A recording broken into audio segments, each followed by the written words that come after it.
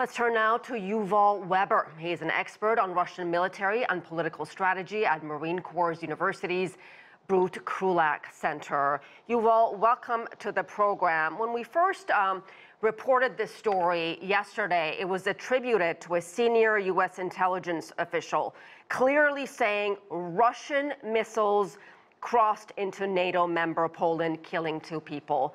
How can someone with U.S. intelligence at this point get this so wrong on something that put the entire region on edge?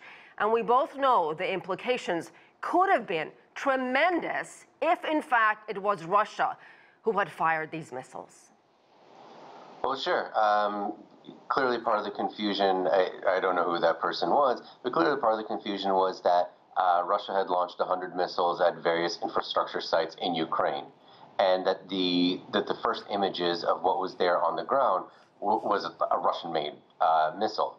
As we've seen over the course of the past day, you know, the virtue of not making immediate comments and just allowing the evidence to present itself, that it's become clear that this was likely a Russian-made, obviously Soviet-made given its age, anti-air defense missile that probably was knocked off course by a Russian missile, or basically missed a Russian missile altogether. And one of the Russian missiles that actually hit Ukrainian sites, this was the one that was meant to destroy it or deflect it, and it missed its target and ended up in Poland. Yuval, how concerned should we be about another accident like this one, a miscalculation, if you will, in times of war, in times of conflict? Is there anything that can be done to avoid a potential disaster? So we see that, in effect, the system worked. There was clearly a very scary moment in terms of thinking, did the Russians, bomb Poland by accident? Did they do it intentionally? And the first thing that was done was, in effect, besides for saying that Russia had done it, the things that were actually done were to figure out what has happened in order to select, from the position of Poland, from the position of NATO writ large, what is the appropriate response?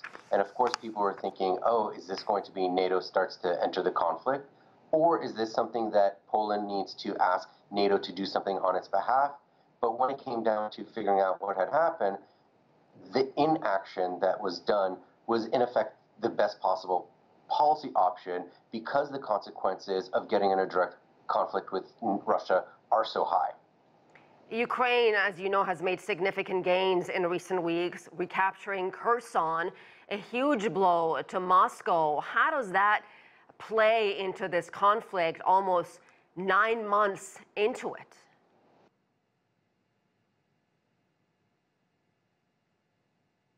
Yuval, well, we lost our contact with Yuval Weber.